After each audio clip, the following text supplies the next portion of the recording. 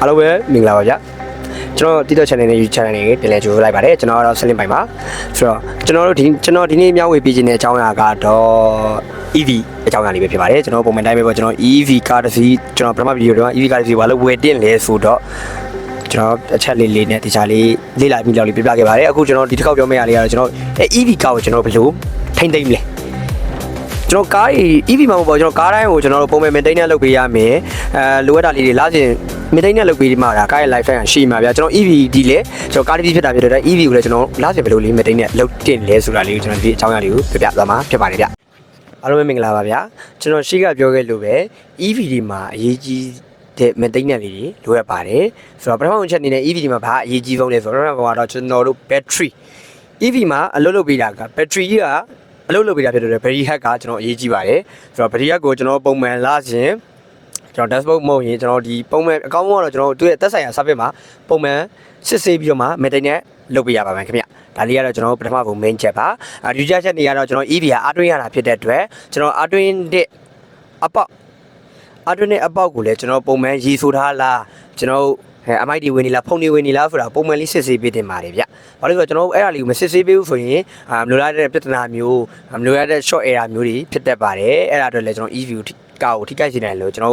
်သုံးတဲ့ user ကိုလည်းထိခိုက်စေနိုင်ပါတယ်ဗျ။ဆိုတော့ကျွန်တော်တို့နောက်ထပ်တစ်ချက်နေနေရတော့ဟုတ်ပြီကျွန်တော်ရဲ့ EV အပေါက်ကိုတွင်းပြီဆိုတော့ EV အပေါက်ကိုတွင်းလာတယ်လို့ကျွန်တော် Artin ကျိုးလို့ပဲArtin ကျိုး EV cable ဒီကျွန်တော် Artin နဲ့ချက် cable ကိုလည်းကျွန်တော်ကတခြားလေးယူဆရပါမယ်ဘာလို့လဲဆိုတော့ကျွန်တော်ချက်ချင်း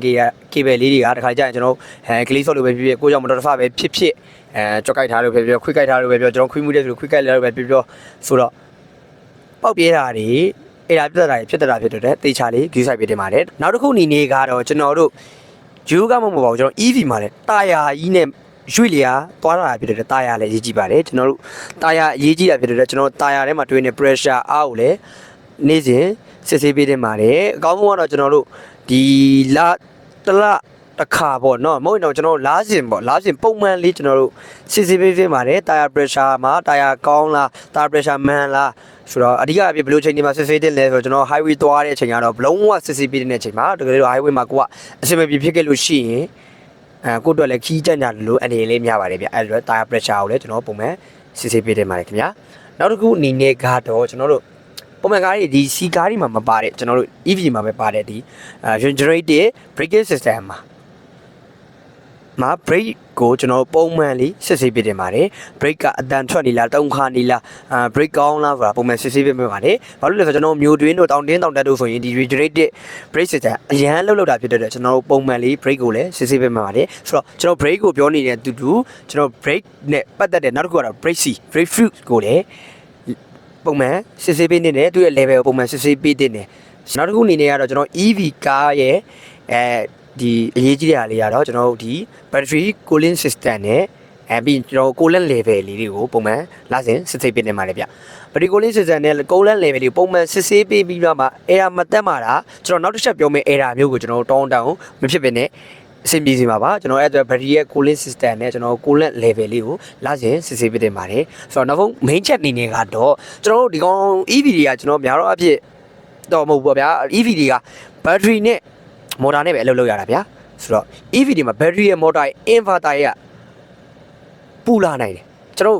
စီကားတွေမှာတော